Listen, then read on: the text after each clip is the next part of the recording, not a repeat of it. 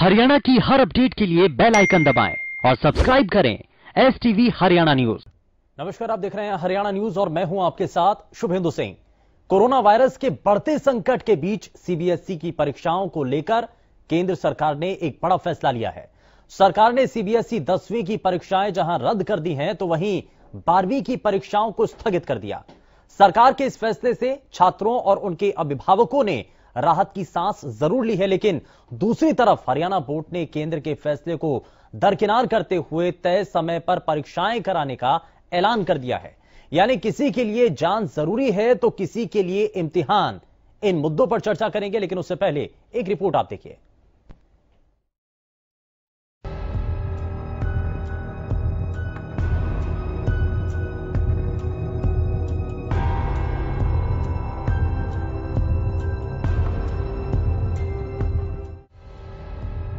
देश में कोरोना के बढ़ते खौफ के बीच प्रधानमंत्री ने केंद्रीय शिक्षा मंत्री रमेश पोखरियाल निशंक समेत शिक्षा मंत्रालय के अधिकारियों के साथ एक अहम बैठक की। बैठक में हालातों की समीक्षा और सभी मसलों पर चर्चा के बाद इस साल होने वाली CBSE 10वीं की परीक्षा को रद्द कर दिया गया, जबकि 4 मई से शुरू होने वाली 12वीं की परीक्षा को फिलहाल हालात सामान्य होने तक के लिए टाल दिया गया।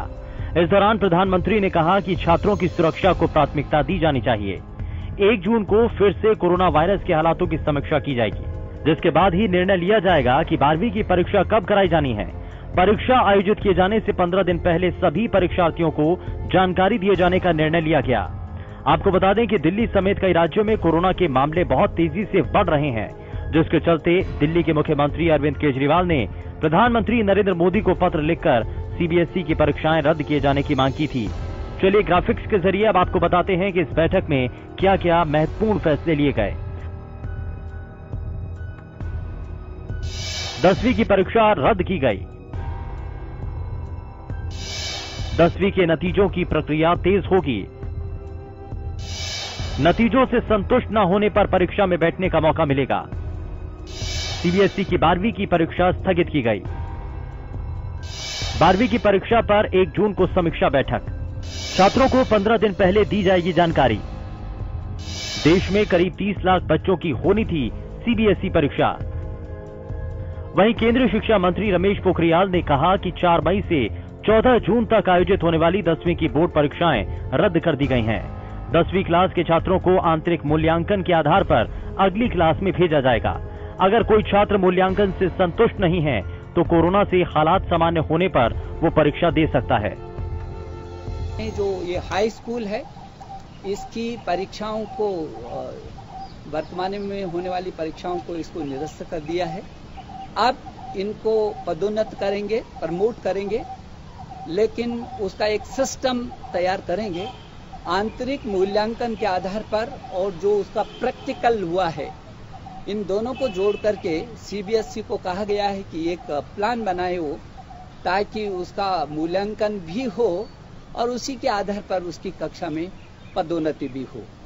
लेकिन यदि ऐसा लगता है कि किसी छात्र को आंतरिक मूल्यांकन और जो सिस्टम है उससे संतुष्टि नहीं है और वो फिर भी परीक्षा देना चाहता है, तो वो हमको अवगत कराएगा और CBSE जब भी अनुरूप परिस्थितियां होंगी उसकी परीक्षा आयोजित की जाएगी। भले ही केंद्र सरकार ने 10वीं की परीक्षाएं रद्द कर दी हों और 12वीं की परीक्षाओं को स्थगित कर दिया गया हो, लेकिन हरियाणा शिक्षा बोर्ड ने ऐलान किया कि हरियाणा बोर्ड परीक्षा की तारीखों में कोई बदलाव नहीं करेगा। 10वीं और 12वीं बोर्ड की परीक्षा तय समय पर होगी, जिसकी पुष्टि खुद बोर्ड अध्यक्ष डॉक्टर जगबीर सिंह ने की। इस वर्ष 17, 20, 21 की 10वीं 12वीं रेगुलर ओपन की वार्षिक परीक्षाएं 20 अप्रैल से प्रारंभ होंगी, जिसमें 6,67,234 परीक्षार्थी इस परीक्षा में प्रविष्ट होंगे। ये परीक्षाएं 11:30 बजे से लेकर के 2 बजे तक संपन्न कराई जाएंगी। प्रत्येक परीक्षार्थी को आधा घंटा पहले आना अनिवार्य होगा। पूरे प्रदेश भर के 2544 परीक्षा केंद्रों में ये परीक्षाएं आयोजित की जाएंगी। वहीं कोरोना महामारी को देखते हुए परीक्षाएं रद्द करने के फैसले का शिक्षक स्वागत तो कर रहे हैं, लेकिन साथ ही उनका कहना है कि अगर ऑनलाइन परीक्षाएं ली जाती हैं तो ज्यादा बेहतर होता। प्रॉब्लम है जो ये महामारी फैल रही है, उसको देखते हुए ये डिसीजन का हम फेवर तो करेंगे, बट अगर बच्चों के भविष्य की तरफ हम देखें तो कहीं ना कहीं ये थोड़ा सा तो इफेक्टेड होगा, क्योंकि अगर सरकार सुचारू रूप से इसके ऊपर कोई डिसीजन लेती, मान लीजिए ऑनलाइन अगर वो एग्जाम कंडक्ट करवा लेती या बच्चों का एक एवरेज सिस्टम उससे निकल के आ जाता और बच्चों की जो आज के टाइम पे जो बच्चे क्लास में क्या कैटेगरी रखते हैं वो फेयर हो जाता है रिजल्ट। नो डाउट इसमें गवर्नमेंट ने ये डिसीजन जरूर लिया है कि बच्चों की असेसमेंट जो हमारी इंटरनल असेसमेंट होगी उसके रूप से उन्हें 10th से +1 में प्रमोट किया जाएगा, बट कहीं ना कहीं मेरे विचार से ये डिसीजन में थोड़ा सा अगर और इसे अच्छे से देखा जाता तो शायद इसमें और भी ज्यादा सोल्यूशन हमें और भी ज्यादा मिल जाते। बढ़ते कोरोना संकट के बीच केंद्र सरकार द्वारा आज सीबीएसई की 10वीं की परीक्षाओं को रद्द कर दिया गया, जबकि +2 की जो परीक्षा है आने वाले कुछ दिनों में होने की संभावना है, क्योंकि सरकार द्वारा संकेत दिए गए हैं कि +2 की परीक्षाओं के ऊपर 1 जून को नया एक जो है बैठक होगी, उसके बाद जो है डिसीजन लिया जाएगा। इस समाचार के आने के बाद जहां कुछ विद्यार्थियों के अंदर विद्यार्थियों ने एक राहत की सांस ली है, जबकि कुछ विद्यार्थियों का यह भी कहना है कि इससे जो है शिक्षा का स्तर गिरेगा, क्योंकि पिछले 1 साल से शिक्षा जो है नहीं ग्रहण कर पा रहे हैं सीधे तौर पर स्कूल जाकर के, और अब ऐसे में क्योंकि +2 के बाद कॉम्पिटिटिव एग्जाम में भी उन्होंने जाना है, +2 की परीक्षाएं नहीं होती हैं या फिर लेट होती हैं, तो कहीं ना कहीं उनका जो भविष्य है वो भी प्रभावित हो सकता है। उधर कोरोना को देखते हुए परीक्षा रद्द करने और स्थगित करने के फैसले को अभिभावक सही करार दे रहे हैं, लेकिन साथ ही ये भी चाहते हैं कि कोरोना कम होने पर बच्चों की परीक्षाएं ली जाएं, ताकि उनके परफॉर्मेंस के आधार पर पता चल पाए कि कौन ज्यादा बेहतर कर रहा है। फैसला लिया है कि कोरोना केस हर दिन बढ़ रहे हैं, उसको देखते हुए जो बच्चों के हित में फैसला लिया है कि जो एग्ज़ाम है, जो मैट्रिक के एग्ज़ाम है उनको तो उन्होंने कैंसिल कर दिया है और जो +2 का पोस्टपोन किया, तो ये एक अच्छा कदम है बच्चों के स्वास्थ्य के प्रति, बच्चों के भविष्य को लेकर। लेकिन इसके साथ साथ मैं ये भी कहना चाहूँगा कि सरकार को अगर इस कोरोना कंट्रोल होता है तो इसमें भी थोड़ा सा बच्चों के एग्जाम लेने चाहिए, चाहे थोड़ा लेट हो, बट एग्जाम भी ले लें ताकि उनको अपनी परफॉर्मेंस का पता लगे कि बच्चे किस लेवल पे खड़े हैं। तो मैं तो यही कहूँगा कि एक अच्छा कदम है, लेकिन इसके साथ साथ स्थिति सामान्य हो तो बच्चों के ऑनलाइन एग्जाम या रिटन टेस्ट लेने चाहिए। शिक्षक हो या अभिभावक एक तरफ सरकार के फैसले का स्वागत कर रहे हैं तो दूसरी तरफ ऑनलाइन परीक्षाएं कराने की वकालत की जा रही है, लेकिन सच्चाई यह है कि जान है तभी तो जहान है। लगातार देश में बढ़ रहे कोरोना के मामलों को देखते हुए देश के प्रधानमंत्री और शिक्षा मंत्री ने यह बड़ा फैसला लिया है।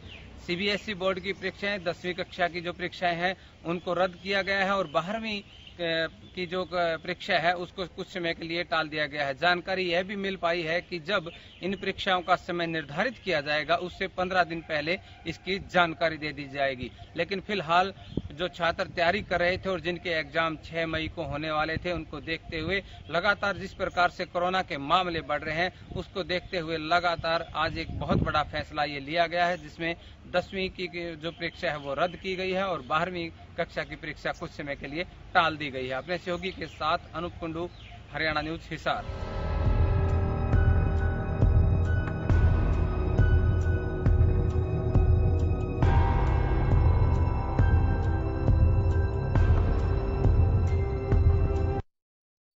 परीक्षाओं को लेकर के एक बड़ा फैसला सरकार ने लिया है, लेकिन ऐसे में सवाल कई हैं और हरियाणा न्यूज की तरफ से भी एक सवाल आपके सामने रखा जा रहा है, जरा वो भी आपको दिखाते हैं। सवाल आपकी टीवी स्क्रीन पर इस वक्त। सवाल ये कि क्या सीबीएसई बोर्ड की 10वीं की परीक्षा रद्द, 12वीं की परीक्षा स्थगित, क्या आप इस फैसले से सहमत हैं? आप इस पर क्या कहना चाहते हैं? हाँ और ना के जरिए आप अपना जवाब हमारे इस दिए गए व्हाट्सएप नंबर पर आप भेज सकते हैं और इस कार्यक्रम के आखिर में आपके द्वारा जो इस सवाल का जवाब दिया जा रहा है उसको हम इस कार्यक्रम के आखिर में आपके साथ जरूर साझा करेंगे। और चलिए जरा जल्दी से आगे बढ़ते हैं और सभी खास मेहमान हमारे साथ कार्यक्रम में बने हुए हैं, शामिल हो चुके हैं। भारतीय जनता पार्टी से प्रवक्ता सत्यव्रत शास्त्री हमारे साथ कार्यक्रम में जुड़ चुके हैं, सरकार का पक्ष रखेंगे। सत्यव्रत जी, बहुत स्वागत है आपका कार्यक्रम में। कांग्रेस पार्टी से प्रवक्ता ओम प्रकाश डाबला जी हमारे साथ कार्यक्रम में जुड़ चुके हैं। डाबला जी, बहुत स्वागत है। इंडियन नेशनल लोकदल से प्रवक्ता सुखबीर तंवर जी हमारे साथ कार्यक्रम में जुड़ चुके हैं। सुखबीर जी, बहुत स्वागत है। शिक्षाविद यशपाल यादव जी हमारे साथ कार्यक्रम में हैं। यशपाल जी, बहुत स्वागत है। और health expert doctor Satbir Chaudhary हमारे साथ कार्यक्रम में जुड़ चुके हैं। सतबीर जी, बहुत स्वागत है। लेकिन शुरुआत में सत्यव्रत जी, सभी तरफ से कहा जा रहा है कि ये एक बड़ा फैसला है, एक बड़ा कदम है, बढ़ता संक्रमण और इस दौरान सरकार की तरफ से एक बड़ा फैसला। अभिभावक कई इससे खुश भी हैं, लेकिन बहुत सारे लोग ये भी चाहते हैं, खास करके हरियाणा के जो छात्र हैं और जो अभिभावक हैं वो चाहते हैं कि सीबीएसई को लेकर के एक बड़ा जब कदम उठा लिया गया सरकार के द्वारा, तो हरियाणा बोर्ड की तरफ से आखिर ये इस पर क्यों नजर नहीं बनाई जा रही है, ये फैसला क्यों नहीं लिया जा रहा है। एक तरफ तो जान जरूरी है, सीबीएसई बोर्ड ने इस पर साफ कर दिया, वहीं दूसरी तरफ हरियाणा सरकार इस पर क्यों नहीं कदम उठा रही है। इम्तिहान ज्यादा जरूरी है। देखिए शुभेंदु जी, कि सीबीएसई का नेटवर्क ऑल ओवर इंडिया है और उसके अंदर अनेक मेट्रो सिटी हैं, अनेक संस्थान हैं। उनको देखकर भारत सरकार का निर्णय है, जबकि हरियाणा बोर्ड के चेयरमैन का अभी जो बयान आपने दिया और जो सूचनाएं हमने एकत्र की, उनका कहना है कि हरियाणा की परिस्थिति उनसे भिन्न है। हम अपनी पूरी सावधानी के साथ, पूरी योजना के साथ हम परीक्षाएं करवाने में सक्षम हैं। बहुत बेहतरीन तरीके से हमारे पास स्ट्रक्चर है एग्जाम सेंटर्स का, और इस लिहाज जो संसाधन की बात है, उन संसाधनों के ऊपर विश्वास और फिर एक आत्मविश्वास भरे बहुत से अध्यापक और विद्यार्थियों का, अभिभावकों का ये भी कहना कि परीक्षाएं हो जाए तो अच्छा है, लेकिन सावधानी पूर्वक। और बोर्ड इस बात से आश्वस्त है कि हम पूरी सावधानी। ठीक है सर, हमने आपकी बात मान ली, हमने आपकी बात मान ली कि परिस्थितियां अलग हैं, लेकिन कोरोना संक्रमण का जो ग्राफ है वो हरियाणा प्रदेश में अलग तो नहीं है। यहां भी तेजी के साथ मामले बढ़ रहे हैं और इसीलिए तो सख्ती भरा कदम उठाया, नाइट कर्फ्यू आपने किया। यही तो कारण था ना कि संक्रमण बढ़ रहा है। तो ऐसे में अगर जो बार बार कहा जा रहा है सीबीएसई बोर्ड की परीक्षाओं को रोकने के लिए जो अलग अलग राज्यों के मुख्यमंत्री की तरफ से मांग की गई थी, तो यही तो कारण था कि ये जो सेंटर हैं कहीं ये कोरोना के एपिसेंटर ना बन जाएं। नहीं, इसके लिए अब देखिए ना कि वो तो हो, अभी हमारे एक्सपर्ट भी हमारे साथ हैं, सरकार के एक्सपर्ट भी हमारे साथ हैं, वो भी विषय पर निर्णय किया, बातचीत करेंगे कि जब साधन संपन्न अपने पास सब चीजें होंगी और विद्यार्थी और टीचर इसके लिए तैयार है, तो फिर इसके लिए बहुत ज्यादा सोचने का विषय नहीं है। हाँ, सावधानी का विषय जरूर है, सावधानी पूर्वक ये काम किया जाए तो अच्छा रहेगा। हम इस पक्ष में है कि सावधानी में यदि कहीं भी कोई संकोच होगा और आने वाले समय में भी होगा, अगले सप्ताह तक भी होगा, तो भी इस पर विचार किया जाएगा। लेकिन अभी तक सरकार के पास जो साधन और जो सूत्र है वो इस महामारी को पार करके और विद्यार्थियों की परीक्षा करने में बोर्ड सक्षम है, इसलिए इसके ऊपर निर्णय अभी नहीं हुआ है। ठीक है, मैं जरा जल्दी से इस पर रिएक्शन ले लेता हूं। ओम प्रकाश डाबला जी, ये भारतीय जनता पार्टी की प्रवक्ता कह रहे हैं कि संसाधन है तो इसलिए परीक्षाएं होंगी। आपको लगता है कि ये सही निर्णय है? और सरकार जब ये सोच रही है, केंद्र सरकार ने जब सीबीएसई की बोर्ड परीक्षाओं को फिलहाल के लिए रोक दिया, तो ऐसे में हरियाणा में भी कुछ होना चाहिए? सुमेंद्र जी, सबसे पहले तो मैं केंद्र सरकार का धन्यवाद करना चाहता हूं कि उन्होंने हमारे पार्टी के राष्ट्रीय नेता राहुल गांधी और अन्य प्रदेशों के कई मुख्यमंत्रियों ने प्रधानमंत्री जी से मांग की थी कि वो सीबीएसई की परीक्षाएं ऐसे समय में न कराएं। आज कई स्टेटों में कोरोना महामारी एक विकराल रूप धारण कर हुई है, लेकिन आज जो प्रधानमंत्री जी ने निर्णय लिया है उसका हम स्वागत करते हैं। लेकिन दूसरी ओर भारतीय जनता पार्टी के जो सरकार है हरियाणा के अंदर, आज जो बोर्ड के चेयरमैन का बयान आया है कि हमारे हरियाणा के अंदर तो परीक्षाएं होंगी। देखिए, आज सरकार के पास सबसे पहले ये होना चाहिए कि हमें जान को बचाना है, बच्चों को किसी प्रकार की तकलीफ न हो, पहले हमारे वो सर्वोपरि है और पेपर तो बाद में भी दिए जा सकते हैं। इसलिए आज यहाँ इन्होंने जब कोरोना टाइम में नाइट कर्फ्यू बढ़ा दिया है, नाइट कर्फ्यू क्यों बढ़ाया है? नाइट कर्फ्यू की जरूरत नहीं है। आज जरूरत है ज्यादा से ज्यादा वैक्सीन लोगों को उपलब्ध कराई जाए और हर तबके के लिए, चाहे वो छोटी उम्र का हो चाहे बड़ी उम्र का हो, सबके लिए कोरोना वैक्सीन नहीं डाबला जी, उनके लिए दी जाए, उपलब्ध कराई जाए। और ज्यादा से ज्यादा तो ये कह रहे हैं कि संसाधन पूरे हैं जी, संसाधन पूरे हैं, कमी कोई नहीं है, इसलिए परीक्षाएं हो सकती हैं आसानी से। बाकी प्रदेशों से अलग यहाँ पर परिस्थितियां हैं। दो दिन पहले भी बयान आया था कि 2 दिन पहले भी आया था कि कोरोना वैक्सीन खत्म हो चुकी है। आज भी लोगों का टीका लगवाने के लिए कोई साधन उपलब्ध नहीं हो रहे। गांव में लोग भीड़ मच रही है, लेकिन भीड़ में इनके पास कोई ऐसे साधन नहीं है कि लोगों को जल्दी से जल्दी ये कोरोना वैक्सीन उपलब्ध हो जाए।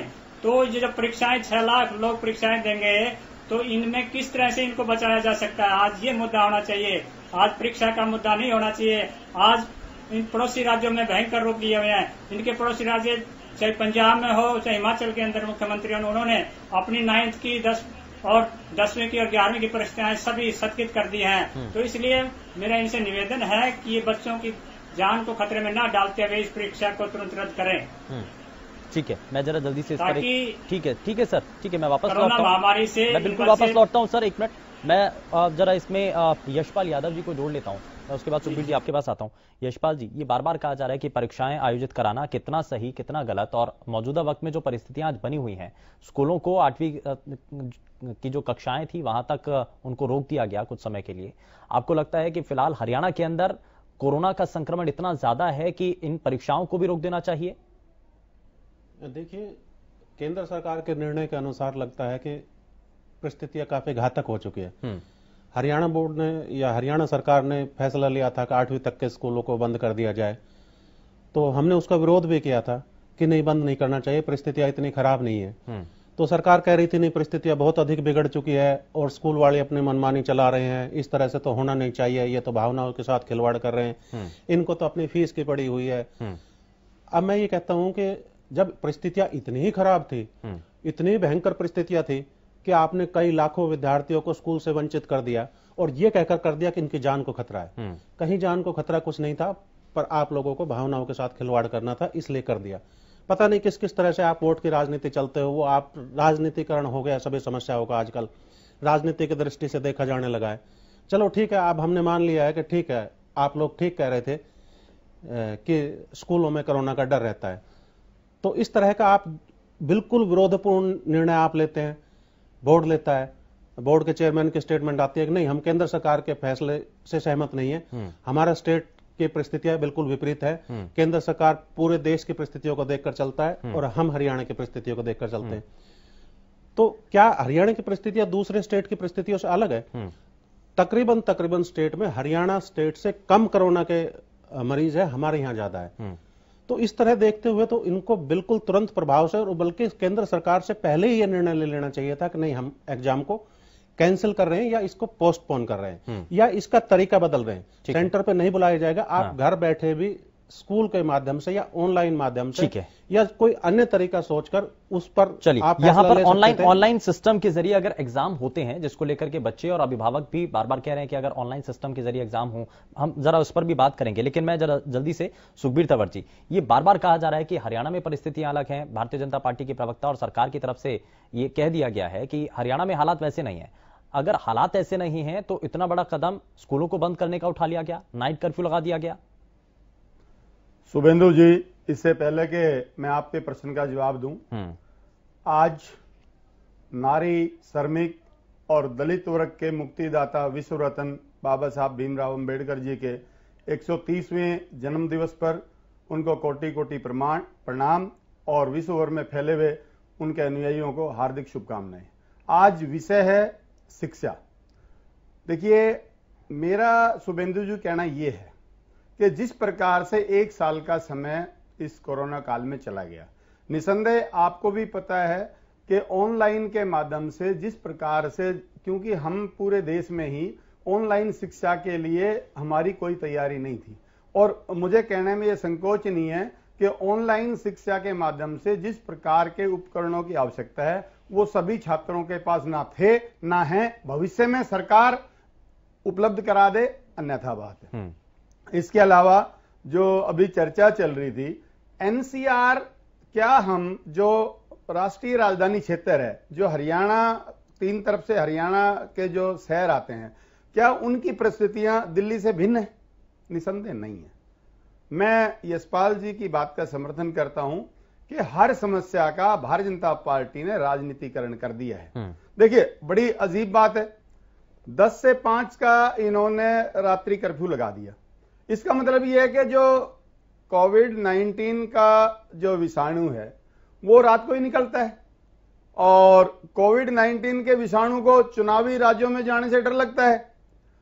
लेकिन जिस प्रकार की वार्तालाप चल रहे हैं उसमें जो हरियाणा शिक्षा बोर्ड ने जो फैसला लिया है वो तो ठीक है। एक तरफ सरकार कहती है कि हालात बहुत खराब है, प्राइवेट स्कूल मनमानी कर रहे हैं, दूसरी तरफ कह रहे हैं कि हम एग्जाम लेंगे। ये विरोधाभास क्यों? इनका जवाब कहीं ना कहीं देना पड़ेगा। अच्छा शुभेंद्र जी, इसके अलावा सवाल ये है कि विगत के 1 साल में सरकार ने इस प्रकार की महामारी से 1 साल काफी होता है, प्रबंधन के लिए क्या किया, और जो कोरोना केयर पीएम केयर में जो खरबों रुपया इकट्ठा हुआ, आखिर उस पैसे का क्या सदुपयोग हुआ? ये आरटीआई के माध्यम उस दायरे में नहीं आता। आज आपके चैनल के माध्यम से मैं कहना यह चाहता हूं, भारतीय जनता पार्टी की केंद्र सरकार उस पैसे पे श्वेत पत्र लाए। आज देश जानना चाहता है कि जो आपने खरबों रुपए इकट्ठा किया उसका उपयोग क्या हुआ। ठीक है, इस पर मैं जवाब लूंगा सत्यव्रत शास्त्री जी से, लेकिन जरा जल्दी से सतवीर चौधरी जी, मैं इसमें अभी जो आज हालात हैं, हम देश के हालात देख रहे हैं, बहुत तेजी के साथ कई राज्यों के अंदर संक्रमण बढ़ रहा है। हरियाणा के अंदर हम बढ़ते खतरे को देखते हुए स्कूलों को बंद कर देते हैं, हमने नाइट कर्फ्यू लगा दिया क्योंकि देश के कई राज्यों के अंदर ऐसे ही कदम उठाए जा रहे थे। अब बाकी राज्यों के अंदर परीक्षाओं को रद्द कर दिया जा रहा है, रोका जा रहा है, कुछ समय के लिए स्थगित कर दिया जाता है। तो ऐसे में हरियाणा की सरकार फिलहाल इस पर कह रही है कि हमारे यहां तो सभी चीजें संसाधन पूर्ण हैं, सभी चीजें व्यवस्थित हैं, तो ऐसे में फिलहाल के लिए परीक्षाओं पर रोक लगा देना यह ठीक नहीं होगा। आपको क्या लगता है स्थिति के मुताबिक? धन्यवाद शुभेंद्र सिंह जी। नवरात्र के मुबारक, रमजान मुबारक, और अंबेडकर जी को याद करते हुए, जलियांवाला बाग के शहीदों को बैसाखी के दिन पे याद करते हुए, देखो ये सच्चाई है कि जान है तो जहान है, और दूसरी तरफ ये भी सच्चाई है कि इस वायरस के साथ हमें रहना है। 1 साल से हम रह रहे हैं और हो सकता है आगे पता नहीं कितने दिन रहना पड़े।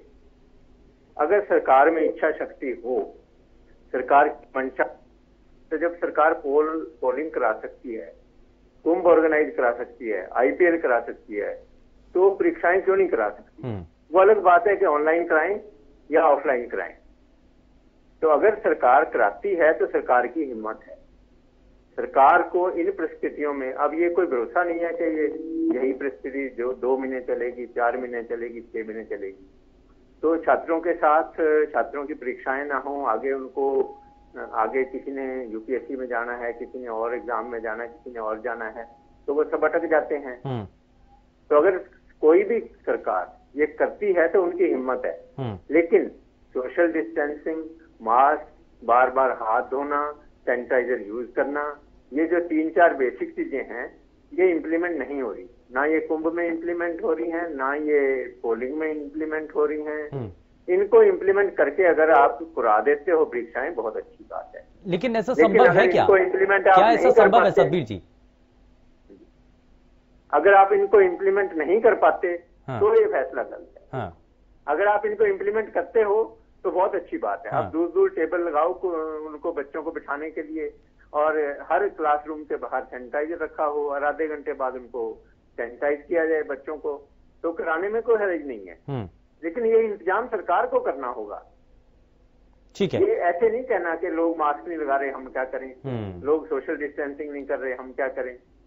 ये सरकार बिल्कुल का काम है। ये आम लोगों के ऊपर सिर्फ दोष लगा करके कि लापरवाही बढ़ती जा रही है, ये कह करके हम पीछे नहीं हट सकते हैं। आप एक छोटे से ब्रेक के लिए यहाँ रुकना होगा, लेकिन ब्रेक के उस पार जब वापस लौटेंगे तो सत्यव्रत शास्त्री जी से जरा ये सवाल है कि नियमों का पालन करवाने के लिए जब कहा जा रहा है, तो क्या सार्वजनिक जगहों पर आज भी जहां दुकानें खुली होती हैं दोपहर के समय में, जहां भी मॉल्स हैं या दूसरे सार्वजनिक जगह है, क्या वहां पर नियमों का पालन करवा पा रही है सरकार? आखिर वहां पर भी तो कहीं ना कहीं कमी है, लोग लापरवाही बरत रहे हैं। तो अगर ऐसी ही लापरवाही उन सेंटर्स पर देखने को मिलती है तो क्या नुकसान नहीं होगा बच्चों का? छोटा सा ब्रेक के बाद आप सभी का स्वागत है। सभी खास मेहमान लगातार हमारे साथ बने हुए कार्यक्रम में, जरा जल्दी से आगे बढ़ते हैं। मैं जरा सत्यव्रत जी आपसे ये सवाल ब्रेक पर जाने से पहले कि दो चीजें यहां पर सामने हैं। एक तरफ ये कि अगर हरियाणा प्रदेश के अंदर कोरोना का खतरा उतना ज्यादा प्रभावशाली नहीं है, असर ज्यादा नहीं है, तो फिर स्कूलों को बंद करने का फैसला, रात में नाइट कर्फ्यू आपने लगा दिया, उसका फैसला। और वहीं दूसरी तरफ अगर ये खतरा कम है तो परीक्षाएं आयोजित कराई जा रही हैं। तो यहां दो चीजें हैं, जरा बताइए। देखिए, पहली बात तो ये समझना पड़ेगा कि स्कूल के अंदर आने वाले टोटल विद्यार्थियों में और परीक्षा में आने वाले विद्यार्थियों में अनुपातिक अंतर कितना है। जिस स्कूल में 10वीं तक की कक्षाएं हैं वहां एक कक्षा सेंटर के लिए, एग्जाम के लिए पहुंचेंगे, और उसका प्रतिशत कितना होगा। और जिस स्कूल में +2 तक की क्लासें हैं वहां सेंटर, दोनों परीक्षाएं अलग अलग समय पर होंगी।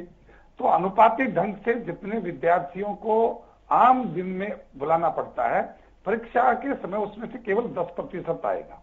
और 10% के प्रति स्पेस, उसकी ठीक से मॉनिटरिंग, उनका सैनिटाइजेशन और उनको ठीक आप से अनुपात को कम कर दीजिए, फिर खतरा कम हो जाता है, ये नहीं कह सकते आप। नहीं, आप एक बार रुकिए। अनुपात को खतरा नहीं करेंगे तो उसका आधार क्या होगा? आधार तभी होगा।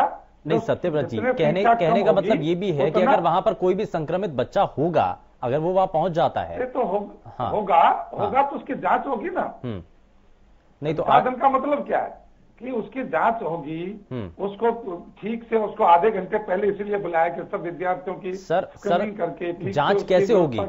थर्मल स्क्रीनिंग होगी या कोई और दूसरे RT-PCR या दूसरे तरीके का टेस्ट होगा? क्योंकि उसकी रिपोर्ट तो बहुत टाइम बाद आती है। देखिए वो तो अभी सिस्टम बताएगा। मैं उसके बारे में इतनी जानकारी नहीं दे पाऊंगा, लेकिन जो अनुपातिक ढंग से आप सर, मैं तो एक प्रैक्टिकल सवाल मेरा है कि अगर आप वहां पर बच्चों की स्क्रीनिंग कर रहे हैं तो आप थर्मल स्क्रीनिंग करेंगे, गर्मी का समय है, बच्चे आएंगे वहां पर और ऐसे में उनका टेम्परेचर ज्यादा आएगा। ये हमने बीते साल भी देखा था कई जगहों पर, जब थर्मल स्क्रीनिंग के जरिए एंट्री की जा रही थी तो वहां पर गर्मी का जब समय आ गया था तो उनका टेम्परेचर अपने आप ज्यादा आता था। तो अब ऐसे में क्या आधार बताएंगे आप? अगर कोई बच्चा ट्रेवल करके आ रहा है, गर्मी में आ रहा है, दोपहर के समय आ रहा है, तो वो तो उसका तो टेम्परेचर ज्यादा आएगा, तो आप उसको बाहर कर देंगे फिर? नहीं, उसके लिए आधा घंटा पहले बुलाया इसीलिए कि जब सफर से आ जाएंगे, आधे घंटे पहले सेंटर में आ जाएंगे, उसको रिलैक्स होगा, वो ठंडा होगा, उसके बाद उसकी बार बार जांच करके ये स्कोर कर लिया जाएगा कि बच्चा स्वस्थ है। सर एग्जाम सेंटर है, वहां कितनी बार टेस्ट करेंगे? नहीं, कितनी बार नहीं, यदि थर्मल में आएगा तो उनको थोड़ा अलग रख लेंगे, 15-20 मिनट बाद में दोबारा चेक कर लेंगे कितने विद्यार्थी होंगे, एक सेंटर में कितने विद्यार्थी होंगे, उसका अनुपात में लगाएंगे, कितने वहां जो परीक्षा लेने के लिए जो टीचर्स होंगे, जो स्टाफ होगा, उसके अनुपात में रखेंगे उनको। कोई बहुत बड़ी बात नहीं। एक क्लासरूम में अभी तक नॉर्मल स्थिति में 40 विद्यार्थियों की अवस्था है, लेकिन कोविड के अंदर उनकी संख्या 20 तक की जा सकती है और वो पर्याप्त है। उसको 20 विद्यार्थियों की स्क्रीनिंग आधे घंटे का अंतराल के बाद भी किया जा सकता है।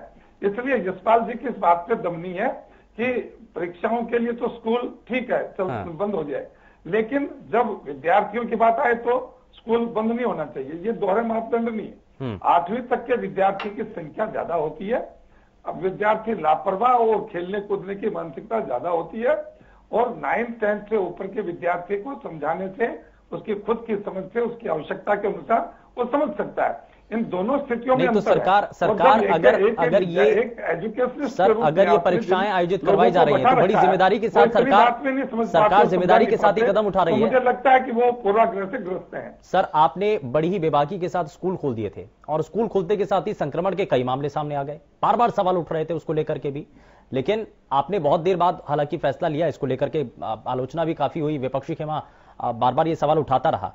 तो अगर बड़ी जिम्मेदारी के साथ आप ये परीक्षाएं आप संचालित करेंगे तो जवाबदेही सरकार की है। देखिए, जब सरकार करेगी तो सरकार जवाबदेही रखेगी।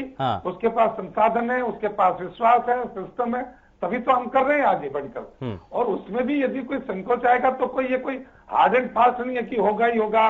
तो सत्यव्रत जी, आज तक जो सरकारी स्कूल और प्राइवेट स्कूल में कहीं भी अगर नियमों की अवहेलना हुई और वहां पर संक्रमित बच्चे आए तो उसके लिए जिम्मेदारी सरकार की मानी जा रही है। आप स्पष्ट होने दे बात को, बहुत जल्दी प्रश्न करते हैं, विषय को आप ऐसे नहीं ले चले। देखिए, जिस प्रकार की संख्या बल परीक्षा सेंटर में आएगा और ये कोई हार्ड एंड फास्ट नहीं है कि हर विद्यार्थी एग्जाम देगा। जिस विद्यार्थी के पास कोविड की स्थिति होगी, जिस अध्यापक की कोविड की स्थिति होगी, तो ये मैंडेटरी नहीं है ना कि वो परीक्षा देगा, उसकी स्थिति देखी जाएगी। हर बात को एक ही तराजू पर तोलना, एक ही डंडे से सबको हाँकना, ये ठीक नहीं है। नहीं, हम इसलिए सर मैं तो सिर्फ ये पूछ रहा हूँ आपसे कि टेस्ट का आधार क्या होगा, टेस्ट का आधार क्या होगा, मैं सिर्फ वही आपसे आधार अभी तक थर्मल स्क्रीनिंग होगा। ठीक है। और थर्मल स्क्रीनिंग में आपने कहा कि उनको टेम्परेचर हाई होगा, तो आधे घंटे पहले बुलाया विद्यार्थी को, उसको रिलैक्स करेंगे, उसको आराम से टेस्ट करके पूरी तरह संतुष्टि होने के बाद उसको एग्जाम में लेकर जाएंगे। ठीक है। और उसके बाद भी यदि ऐसी कोई स्थिति होगी तो विद्यार्थी से विद्यार्थी का गैप, उसको पर्याप्त स्थान तो मिले और वो बिना किसी के संपर्क में परीक्षा दे, इसकी व्यवस्था होगी। हाँ। ठीक है, मैं एक करके रिएक्शन ले लेता हूं, इस पर कुछ कहना चाह रहे हैं। और ये चीज ऐसी नहीं है कि असंभव है। हाँ। एक एग्जाम सेंटर के अंदर कितना बड़ा रिकमेंडेशन होता है और वहाँ कितने विद्यार्थियों को परीक्षा देनी है, कितने गैप से देनी है, ये सब संभव है। ठीक है, इसकी व्यवस्था करने के बाद ही ठीक है। यशपाल जी, फिर उसके बाद सर आपने अभी कहा कि तकरीबन 40 विद्यार्थी होंगे या कोरोना काल में 20 विद्यार्थी भी एक सेंटर में हो सकते हैं। आपके पास 6,44,000 विद्यार्थी बोर्ड की परीक्षा दे रहे हैं और 2544 सेंटर बने हुए हैं। अगर इसमें सब बच्चों को बराबर बराबर डिवाइड किया जाए तो 253 बच्चे आते हैं। तो आप कैसे कह सकते हैं कि 40 विद्यार्थी, 45 विद्यार्थी या 20 विद्यार्थी नहीं, एक सेंटर पे 253 विद्यार्थी। अरे भैया, मेरे एक सेंटर के एक कमरे में आपने एग्जाम दिए या दिलवाए हैं क्या किसी के कभी?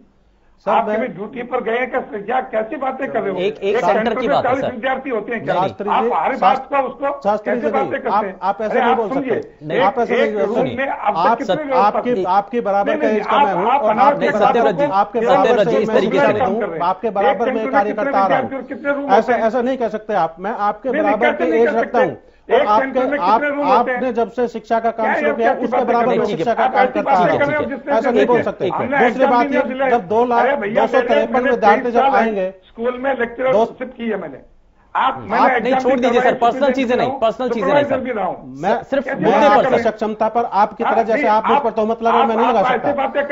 आप सक्षम है, आप सक्षम है सर। शास्त्री जी, मैं ये कह रहा हूँ शास्त्री जी 253 विद्यार्थी एक सेंटर में बच्चे दे रहे हैं। जब 253 दे रहे हैं तो क्या आधे घंटे में उनको एंट्री करा पाना, उसको जगह दिला पाना क्या संभव है? क्या प्रत्येक बार आप शास्त्री जी मुझे ये बताइए, आप तो एग्जाम दिलवाते रहे हैं, आप एग्जाम दिलवाते आ रहे हैं गत वर्षों में, गत 10 वर्षों में, गत 5 वर्षों में। क्या, मेरी बात सुनिए शास्त्री जी, गत 5 वर्षों में आप मुझे बता दीजिए कि कब ऐसा रहा है कि 1 घंटे से पहले या आधे घंटे से पहले एंट्री करने का मौका दिया गया हो। तो आधे घंटे 1 घंटे का गैप तो हमेशा ही रखा जाता है। इस बार क्या नया रखा है आपने? कुछ भी नया नहीं रखा, वही चीजें, वही सारी चीजें। आप उस आधे घंटे को बार बार हमें दोहरा रहे हो, तो मैं उस बात पर टिप्पणी करना चाहता हूं और उस बात पर आप जवाब नहीं देना चाहते हो। क्या पूछना चाहते हो? नहीं, ये कह रहे हैं कि आधे घंटे का समय तो पहले की परीक्षाएं जो थी उनके लिए भी उतना ही समय दिया जाता था। उससे पहले 1 घंटा भी दिया गया सर। तो ये अब आप टेस्टिंग करेंगे और बाकी प्रक्रियाएं होंगी। अगर कोई बच्चा वहां पर उसका टेम्परेचर हाई आता है तो दोबारा से उसका टेस्ट भी किया जाएगा, दूसरी क्लास में उसको बिठाया भी जाएगा अगर वो संक्रमित होता है या ऐसा ज्यादा लगता है, आपको सिम्टम्स ऐसे नजर आते हैं तो इसके लिए एक बात बताओ जोगिंदर सिंह जी, आपने एग्जाम दिए होंगे, देते भी होंगे, बच्चे भी जाते हैं। एक परीक्षक जो ड्यूटी देता है उसको कितने विद्यार्थी मिलते हैं? 250 विद्यार्थी मिलते हैं, 300 विद्यार्थी मिलते हैं उसको। एंट्री में कितने विद्यार्थी होता है सर? मैं रूम मैं आपसे पूछना चाहता हूँ, आप ऐसे डिबेट को और इनको लोगों को ऐसे कुछ सीधी चीजें हैं, शंका है, शास्त्री जी आप लोग चलिए ठीक है, मैं थोड़ा सा आगे बढ़ता हूं। ठीक है, आपके सुझाव में सरकार के सामने रखूंगा, कोई बात नहीं आई तो। लेकिन ऐसी बातें जिससे कोई हाथ पैर ना हो, मैं पूछना चाहता हूं कि एक परीक्षा कमरे में कितने विद्यार्थी? ठीक है सर, ठीक है, वो पॉइंट आपने रखा है। ठीक है, अमूमन से विद्यार्थी परीक्षा देते आ रहे हैं, कुछ भी बदलाव नहीं है।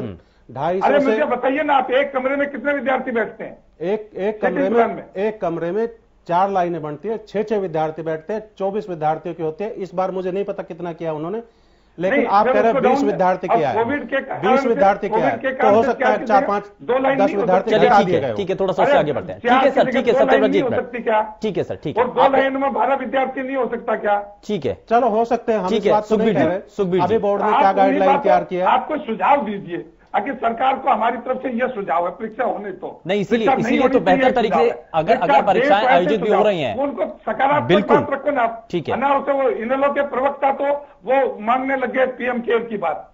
अरे जिसका सारा, अरे आपको जवाब नहीं देना मत दो, डूबा पड़ा है वो आदमी आज पीएम केयर की बात करता है। जिस समय कोविड लगा इस देश के अंदर पीपी किट तक नहीं बनता था, आज इसके दुनिया के अंदर सबसे बड़ा वैक्सीनेशन इस देश के अंदर चल रहा है। तुम्हें कुछ दिखता ही नहीं है, अरे तुम्हें कुछ दिखता ही नहीं, सूझता ही नहीं है। इस देश के अंदर दुनिया का सबसे बड़ा वैक्सीनेशन चल रहा है।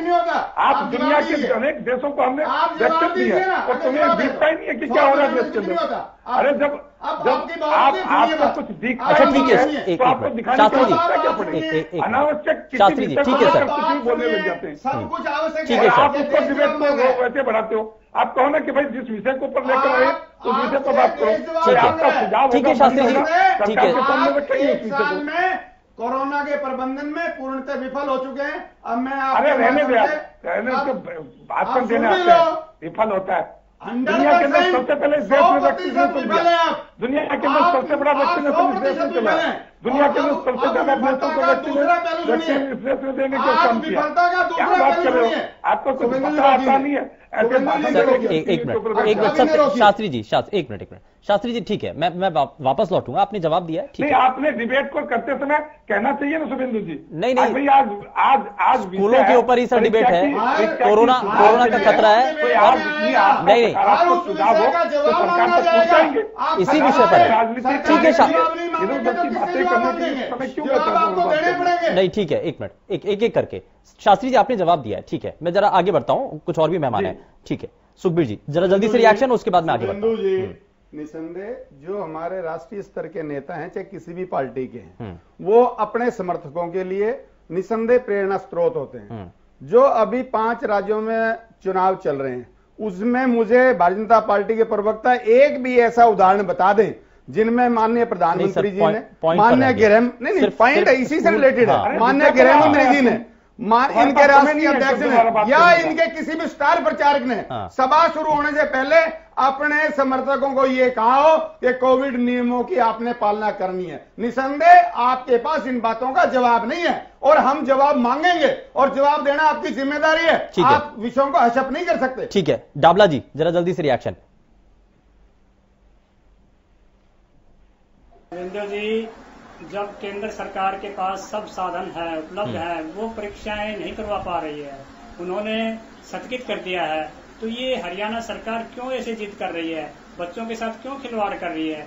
ये परीक्षाएं तो आगे भी हो सकती हैं, थोड़ा कोरोना और देख लेते हैं टाइम, जुलाई तक भी हो सकती है, जून तक भी हो सकती है। इसलिए इस समय इन्होंने जो निर्णय लिया है वो बिल्कुल गलत है। इन्होंने अपने निर्णय पर पुनः विचार करके और बच्चों की जो जिंदगी है उसको बचाना है। पढ़ाई तो फिर भी हो जाएंगी, घर बैठ के भी हो जाएंगी, परीक्षाएं तो फिर आगे हो जाएंगी। अगर उनके साथ के पड़ोसी राज्य बगैर परीक्षा के पास कर रहे हैं तो ये कर सकते हैं, 11वीं तक पास कर सकते हैं। तो इसलिए मेरा ये कहना है कि इन्होंने और बातों में जाके न करते हुए इस बात को यहीं खत्म कर देना चाहिए कि हम परीक्षाएं को जब बच्चे सही कोरोना से मुक्त हो जाएंगे, कोरोना कम हो जाएगा तो हम करा लेंगे। ये सोच होनी चाहिए। आज ये सोच होनी चाहिए कि लोगों को सब सुविधाएं मिले, वैक्सीन मिले, इन पर ध्यान होना चाहिए। आज मैं देखता हूं कि इनके रेवाड़ी के अंदर उप मुख्यमंत्री जी आए थे, ये खुद नेता मास्क नहीं लगाते, और तो ये लोगों की किस तरह रोक पाएंगे? आज गांव में चले जाइए आप, सभी जगह कोई मास्क नहीं लगाता, कोई एक आध होता है, पुलिस को देख के लगाता। इनकी सख्ताइयां, इनके रूल कुछ नहीं है। इसलिए अगर इन्होंने सख्ताई से कोरोना को रोकना है तो सख्त कदम उठाने पड़ेंगे और तब ही जाकर के रुक सकता है। ठीक है, सख्ती के साथ कदम उठाने की जरूरत है। लेकिन मैं जरा जल्दी से एक रिएक्शन, सतबीर चौधरी जी, ये थर्मल स्क्रीनिंग को लेकर के एक सवाल है, और ये क्योंकि सत्यव्रत शास्त्री जी भी इस बात को कह रहे हैं कि हम अगर टेस्टिंग करेंगे तो थर्मल स्क्रीनिंग के जरिए करेंगे। तो मेरा ये कहना था कि आप गर्मी का समय भी है, तो ऐसे में अगर बच्चे किसी भी सेंटर पर जाते हैं तो वहां पर जाहिर सी बात है कि गर्मी होगी, तो ऐसा हो कि अगर चल करके भी आ रहा है बच्चा तो उसका टेम्परेचर उसमें ज्यादा दिखाएगा। तो इसमें रीजंस और क्या हो सकते हैं, और कोई अल्टरनेट ऑप्शन है जो सरकार के सामने एक सुझाव के तौर पर हो जिसको शामिल किया जा सके अगर इसमें कुछ खामी नजर आती है तो?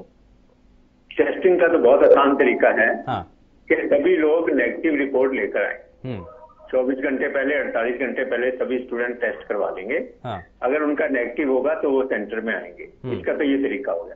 अब दूसरी बात ये है, अगर कोई पॉजिटिव है बच्चा तो उसका तो कोई कसूर नहीं है ना।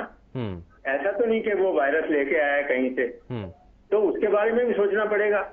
सपोज अगर 100 कैंडिडेट हैं एक सेंटर पे, उनमें से 10 पॉजिटिव आ जाते हैं, तो उन 10 के भाग्य का क्या होगा ये भी सोचना पड़ेगा शास्त्री जी को, ठीक है ना। और शास्त्री जी जो है ना एक्चुअली जवाब कम दे रहे हैं, पूछ ज्यादा रहे हैं। अब वो कह रहे हैं एक कमरे में कितने आदमी बैठेंगे, 12 बाय 12 का कमरा है, उसमें 6 से ज्यादा हम बच्चे नहीं बैठ सकते।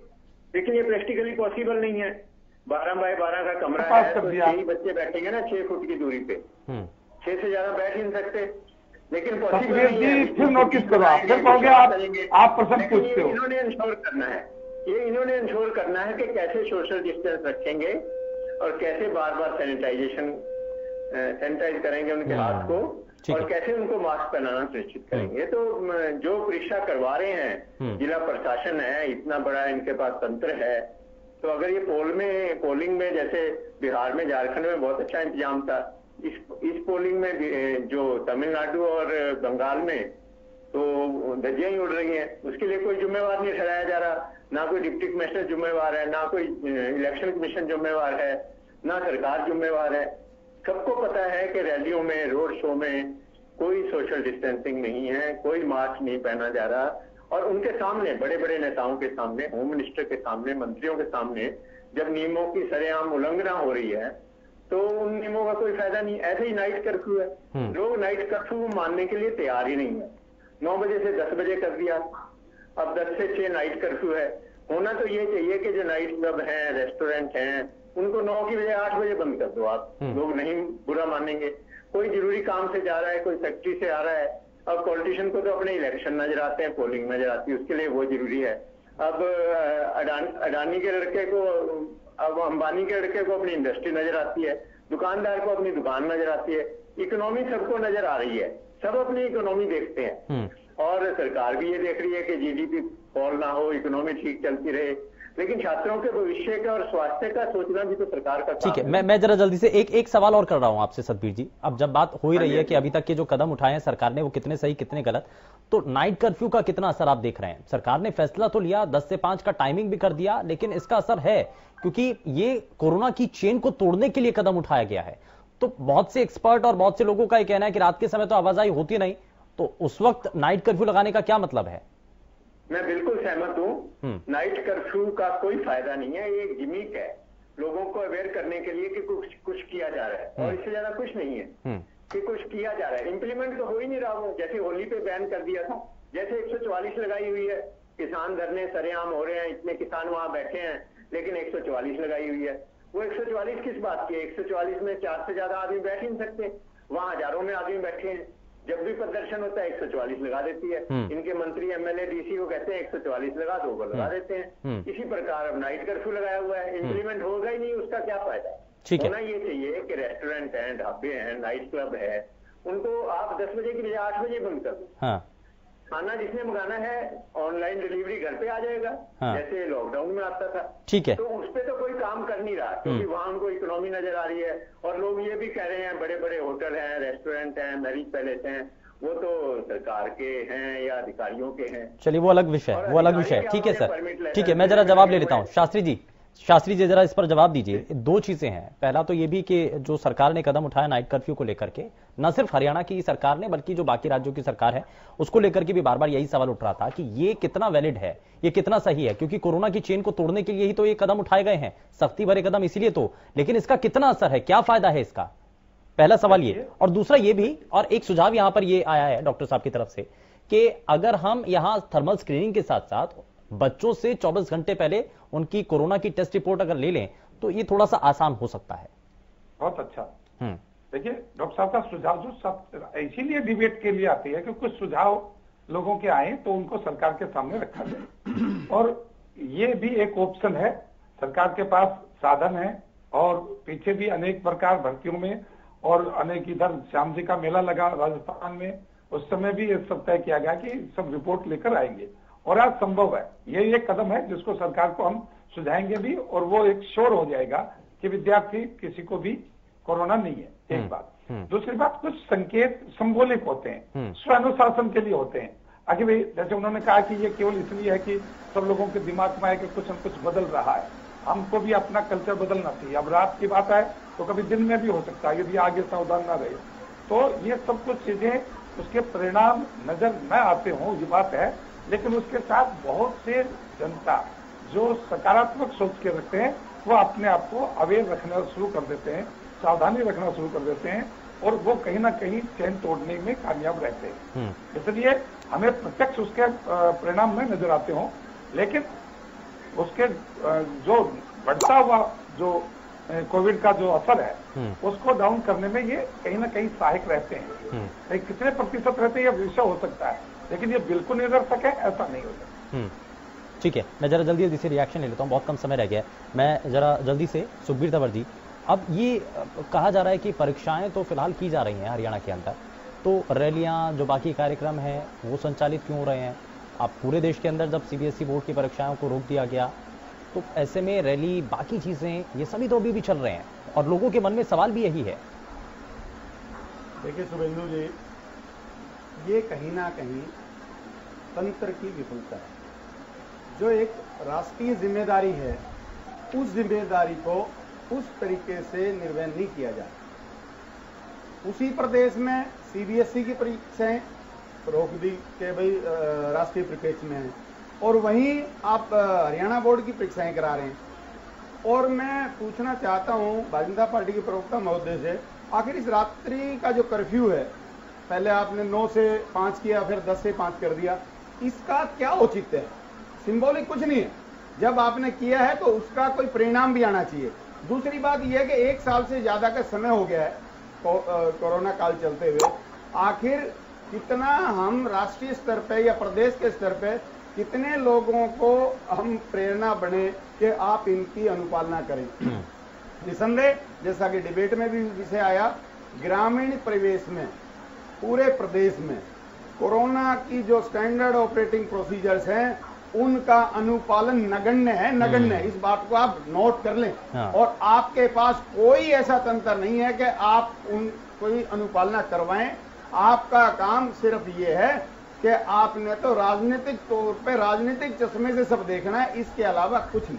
ठीक है, मैं डाबला जी जरा जल्दी से रिएक्शन। क्या सरकार के लिए इस वक्त बड़ी चुनौती है, बड़ी मुश्किल है नियमों को पालन करवाना? सार्वजनिक जगहों पर तो बड़ा मुश्किल हो गया है, लेकिन अब सेंटर्स पर आकर के जब बच्चे आएंगे तो वहां नियमों का पालन करवाना उनके लिए बहुत ज्यादा मुश्किल हो जाएगा, जो प्रशासनिक अधिकारी या फिर जो भी टीचर्स वहां पर काम करेंगे।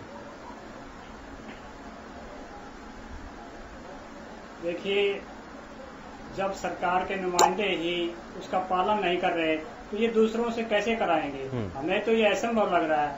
आज सरकार के चाहे कोई मंत्री हो, चाहे कोई सरकारी अधिकारी हो, सिर्फ ये दिखाओ में ही, कागजों में ही बोलते हैं, आपस में बोलते हैं कि कोरोना से बचाव करो, मास्क लगाओ, लेकिन पटल पे धरातल पे ऐसा कुछ नहीं है। इसलिए मुझे संभव नहीं लगता। ठीक है, समय थोड़ा सा कम है, माफी के साथ रोकना चाहूंगा सर। बहुत शुक्रिया सभी खास मेहमानों का कार्यक्रम में शामिल होने के लिए। लेकिन बड़ा सवाल यही है कि क्या वाकई में जो इम्तिहान है वो ज्यादा जरूरी है या लोगों की जान? एक सवाल जो कि कार्यक्रम की शुरुआत में हमने आपके सामने रखा था, एक बार फिर से आपको जरा वो सवाल दिखाते। सवाल ये था कि सीबीएसई बोर्ड की 10वीं की परीक्षा रद्द, 12वीं की परीक्षा स्थगित कर दी गई। क्या आप इस फैसले से सहमत हैं? आपको लगता है कि यह फैसला सही है? हाँ और ना में आपको अपना जवाब देना था इस सवाल का। जरा दिखाते हैं कि आपने इस सवाल का जवाब क्या दिया है। 59% लोगों की तरफ से हाँ में जवाब दिया गया है और 41% लोगों की तरफ से ना में जवाब दिया गया, यानी कि ज्यादातर लोग इस फैसले से खुश जरूर हैं। और यही कहा जा रहा है कि जब सीबीएसई बोर्ड की परीक्षाओं को फिलहाल रोक दिया गया तो ऐसे में जो हरियाणा के बोर्ड हैं, क्या वहां पर भी परीक्षाओं को संचालित करना कितना सही है? क्या जब सार्वजनिक जगहों पर हम नियमों का पालन आम लोगों से करवा नहीं पा रहे हैं, लोग नियमों की अवहेलना कर रहे हैं, तो कैसे सेंटर्स पर हम ये सुनिश्चित कर पाएंगे कि नियमों का पालन वहां पर हो सकता है? फिलहाल के लिए बस उतना ही। नमस्कार।